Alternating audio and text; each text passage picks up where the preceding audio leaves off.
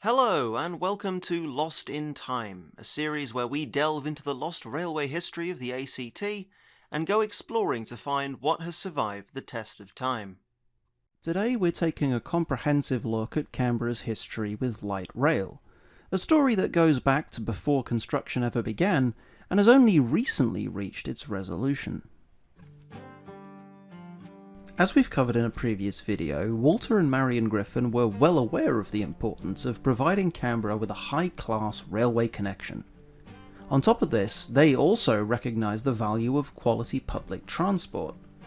Electric trams were the coming thing in those days, with contemporary cities Sydney and Melbourne electrifying their tram networks in the early 1900s. If you wanted your city to be the face of modernity, trams were the way to go. Plans for Canberra incorporated wide avenues with median spaces large enough for tramways.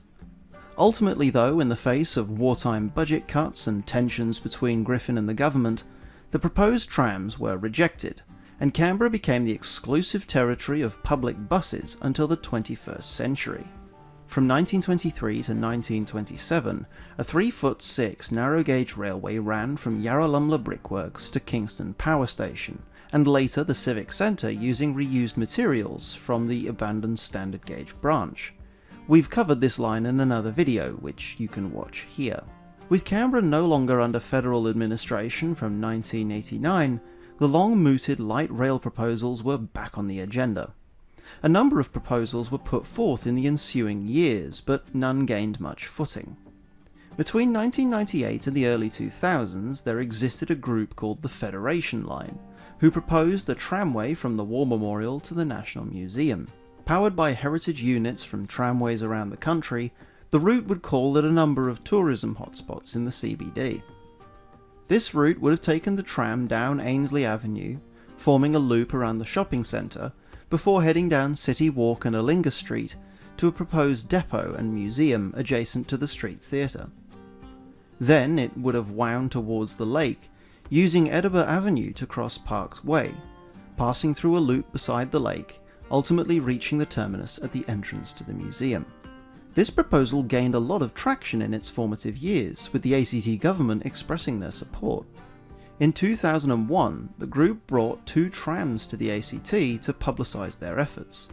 Sydney Tram 2001, specially restored for use on the Federation Line, ran on a short demonstration track, while Melbourne Tram 249 stood on display alongside.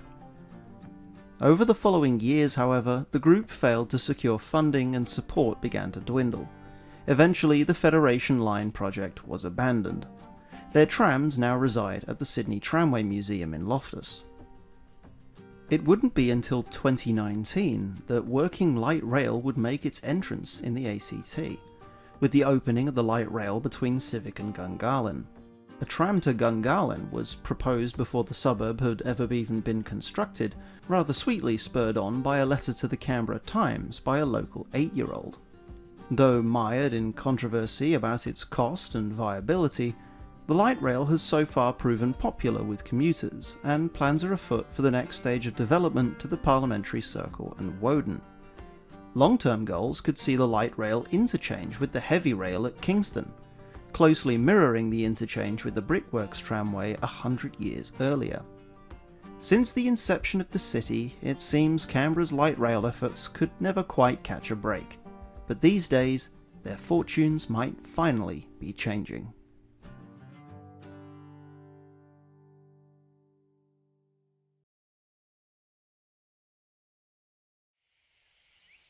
Thanks for watching. If you enjoyed the video, please consider leaving a like, and drop a comment down below if you have any questions or you'd like us to explore a particular part of Canberra's railway history.